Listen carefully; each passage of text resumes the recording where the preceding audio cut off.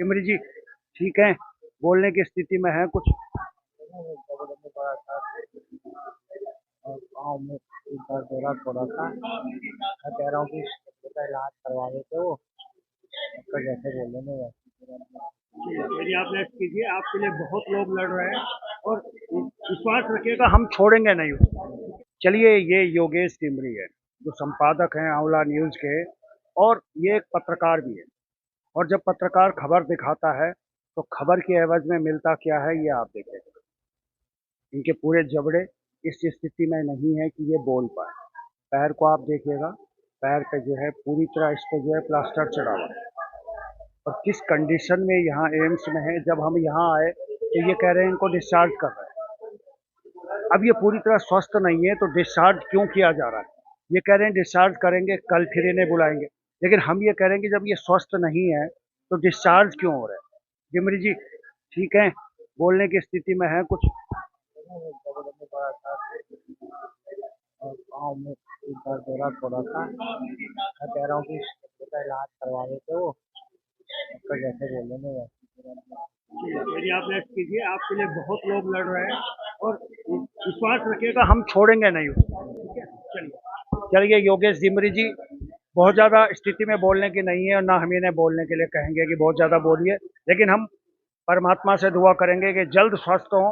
और सबसे ज़रूरी मैं आप लोगों को बता दूं, हमारे लिए पत्रकारों के लिए सबसे ज़रूरी होती है जबान, और जबान मुंह से निकलती है और वहाँ सबसे ज़्यादा ये चोटिल है।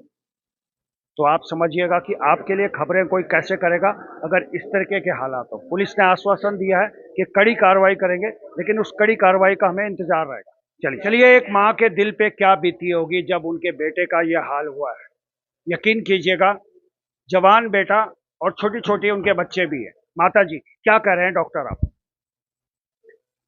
फिलहाल तो डॉक्टर साहब यहाँ पे खैर इलाज हो रहा है, अच्छा हो रहा है।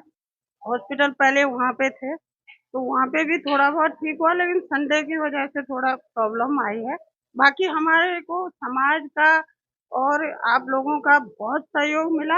हमें ये पता नहीं था कि इसकी इतनी पहुँच है।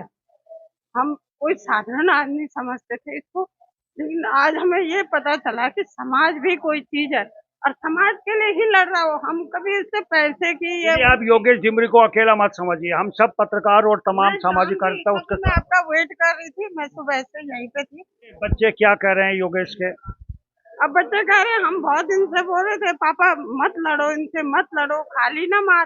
अब मार खाली तो अब ऐसे मत करो, अब आगे से संभल के रहो परिवार के साथ। छोटे बच्चे हैं, 12-13 साल की लड़की है, 7 साल का लड़का है, बहू भी हाउस वाइफ है। मैं LIC का काम करते हैं, हम लोग सब लोग काम करते हैं, वर्किंग में है। हमें कोई ऐसा नहीं था कि ये उस पे ब्लैकमेल कर रहा है तो पैसा देगा। कई लोगों ने ऐसा भी लिखा कि यार पत्रकार मारा गया, कैसा पत्रकार है तू। तो मैंने उनको एक दो को जवाब भी दिया। मैंने कहा जब तुम पे बीतेगी कि तुम्हारा लड़का कभी पत्रकार बनेगा या तुम बनोगे या कोई भी है, पत्रकार का मतलब है समाज सेवक। ठीक है भैया, तो समाज सेवक का काम होता है कि वो किसी को गंदी आदतों से बचाए। चलिए ठीक है, चलिए बहुत बहुत धन्यवाद आपका। चलिए, बहुत कुछ है कहने के, लेकिन फिलहाल स्थिति जो है वो मैं आपको बता रहा हूँ। चलिए आगे बढ़ते हैं। मोदियाल जी, जिस तरह से एक पत्रकार पे हमला हुआ है, किस तरह से देख रहे हैं आप? प्रदेश में कानून और व्यवस्था की स्थिति बिल्कुल चौपट हो रखी है। जिस प्रकार से एक व्यक्ति अवैध शराब और अवैध शराब के कारोबारियों के खिलाफ एक मुहिम चलाए हुए था, इस प्रदेश में सरकार और पुलिस के संरक्षण में उस पर इस प्रकार से कातिलाना हमला होना ये दुर्भाग्यपूर्ण है। और उससे बड़ा दुर्भाग्यपूर्ण ये है कि उस व्यक्ति का जबड़ा टूटा हुआ है, उस व्यक्ति की टांग टूटी हुई है और उसको जबरदस्ती डिस्चार्ज किया जा रहा है कि आप घर चले जाइए।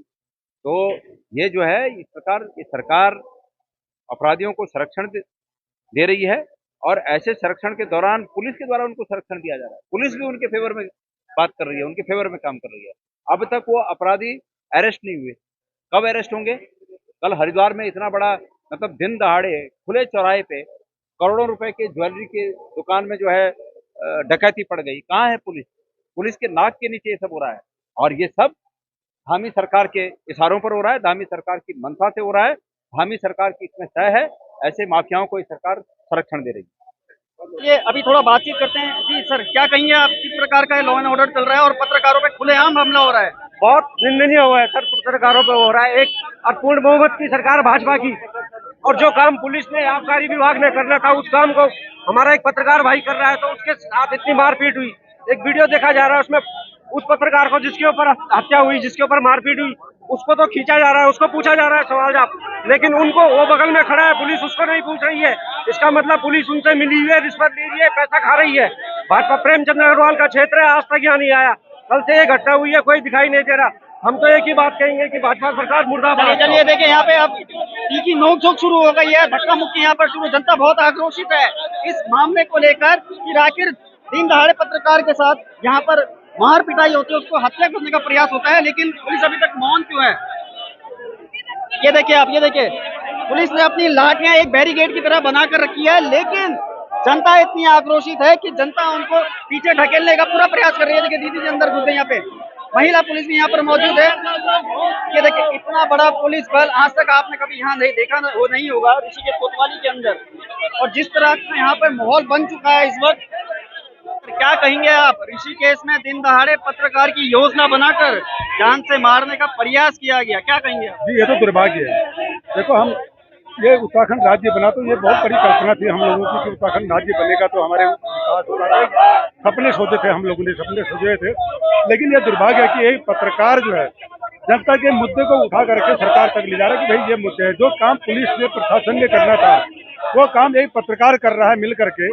और यहाँ की जो नशा खोरी, जो भू माफिया, शराब माफियों के खिलाफ चल रहा है, और उसके साथ इतना बड़ा दुर्व्यवहार, उसको मारा जा रहा है, उसका सिर फोड़ा जा रहा है वहाँ पर। और यहाँ तक कि दुर्भाग्य है कि जो पुलिस वाले, जिनको हमारे टैक्स से पैसा जाता है, तनख्वाह जाते हैं, इनके बच्चे पलते हैं, और ये वहाँ पर खड़े हैं, और वो जो शराब तस्कर है वो वहाँ पर उसका सिर, पत्रकार का सिर फोड़ के कह रहा है कि निकालो तमंचा, निकालो, मैं इसके पीछे से गोली लगाओ। क्या इतना बड़ा गुंडा है?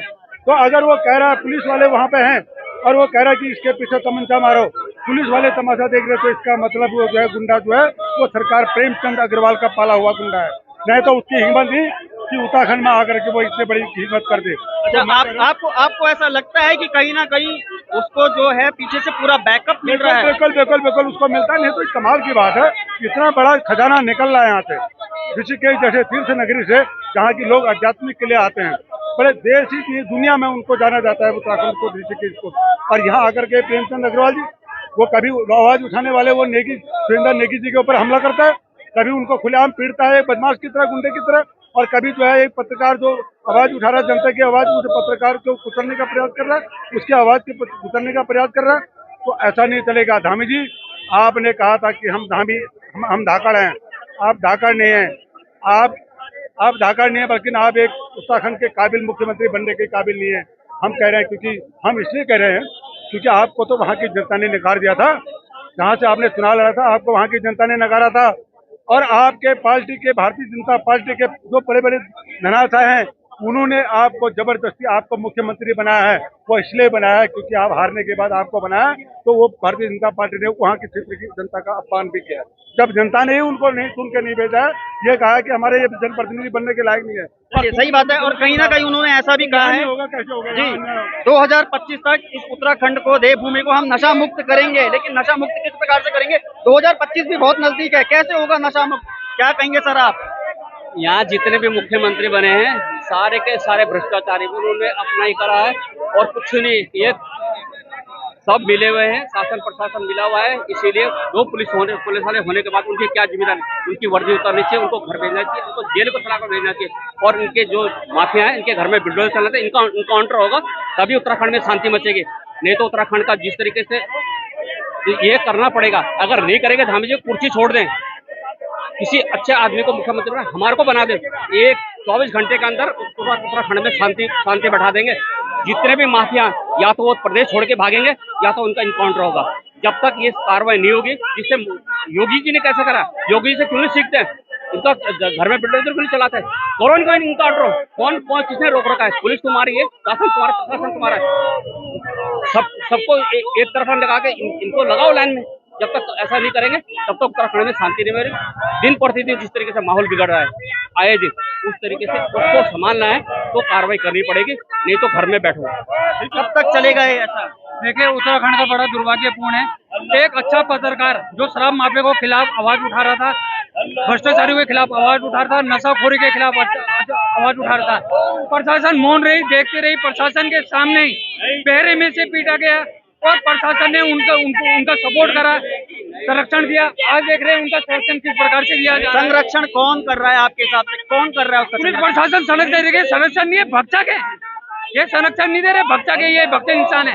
आप ये लगाइए कि मतलब हमारे योगेश डिमरी जी इतने अच्छे पत्रकार थे, हर मुद्दे पत्रकार कोई सुरक्षा में नहीं है, उनके बीवी बच्चे आज सुरक्षित में नहीं है, बहन बेटी सुरक्षित में नहीं है।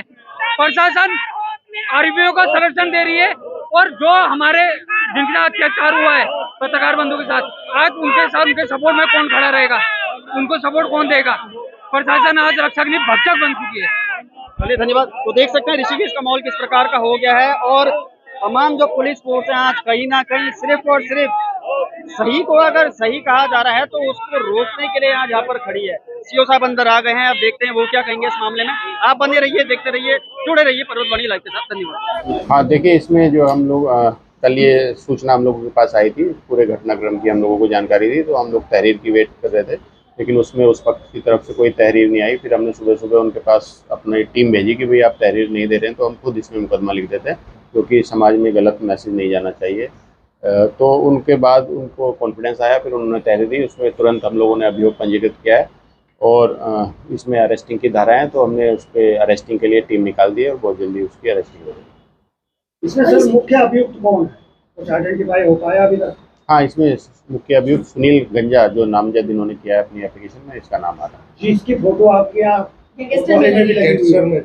हाँ देखिए, उसके आपराधिक रिकॉर्ड हैं उसका, और इसलिए पुलिस उसके लगातार उसके विरुद्ध कार्रवाई करती रहती है। उसी क्रम में ये भी मुकदमा हुआ है और इसमें भी सख्त से सख्त कार्रवाई की जाएगी। पुलिस का ये कहना है कि जब मुकदमे बहुत ज्यादा हो जाते हैं तो गैंगस्टर एक्ट भी लगा दिया जाता है, इसकी उम्मीद कर सकते हैं हम? हाँ, वो तो बिल्कुल, जो भी विवेचना में आगे कार्रवाई होगी वो बिल्कुल सॉलिड कार्रवाई होगी और इसमें किसी भी तरह का कोई भी उसको गुंजाइश नहीं मिलेगी, कोई राहत नहीं मिलेगी। इसकी जो फोटो लगी हुई है वो किन अपराधों में लगी हुई है, थाने में किन अपराधों में इन्वॉल्व पाया गया है? देखिए, जैसे कि मैंने बताया आपको कि ये शराब का काम यहाँ पर करता है और इसमें इसका जो भी आपराधिक रिकॉर्ड है और जो ये हिस्ट्री शीटर है यहाँ का, तो उस हिसाब से हम ये थाने की कार्रवाई, उसका फोटो लगाया जाता है ताकि आमजन को पता हो और इसके विरुद्ध कभी कोई ऐसी शिकायत हो तो वो लोग थाने पे दे सकते हैं। सर, कुछ पुलिसकर्मी भी उस वक्त मौजूद थे जिस वक्त वहाँ पर उस पत्रकार की मैं पिटाई की गई। क्वेश्चन मैं पूछती हूँ, जिस समय योगेश डिमरी को वहाँ से लाया गया, सुनील गंजा वहाँ पर मौजूद है, वीडियो में दिखाई दे रहा है, वो गंदी गाली दे रहा है, पुलिसकर्मी भी वहाँ पर मौजूद है और वो खुद कह रहे हैं कि उसने मारा है, तो उस समय क्या पुलिस की ये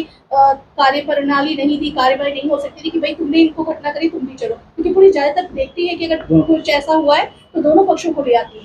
हाँ देखिए, जैसे मैंने बताया कि पूरे घटनाक्रम की हम लोगों को जानकारी है, पुलिस सूचना पे गई थी, वहाँ पे भीड़ भाड़ थी, तो उस तरह की घटनाक्रम हुआ है और इसमें पुलिस ने अपनी वापसी में अपना पूरी कार्रवाई उसको हमारे अभिलेखों में अंकित किया, उसमें विवेचना में शामिल करते हुए उस पर कार्रवाई की जाए। सर, अब तक क्यों नहीं उस पर कार्रवाई हो पाई? जिस तरह से उस पर मुकदमे लगे हुए हैं, फोटो भी आपके थाने में, अब तक क्या इंतजार? जैसे कि मैं आपको शुरू में बता चुका हूँ कि तहरीर उन्होंने नहीं दी, फिर भी हमने अपनी टीम भेजी तहरीर लेने के लिए। उसके बावजूद फिर उनको थोड़ा कॉन्फिडेंस आया, उन्होंने तहरीर दी और उसमें हम लोगों ने तुरंत अभियोग पंजीकृत किया है। आरोपी कितने लोग हैं वैसे इसमें? इन्होंने अभी एक ही व्यक्ति को नामजद किया है, बाकी जब इसमें विवेचना होगी उसके हिसाब से फिर आगे इसमें कार्रवाई की। किसी प्रकार का कोई दबाव तो नहीं है सर? दबाव क्यों होगा किसी प्रकार का?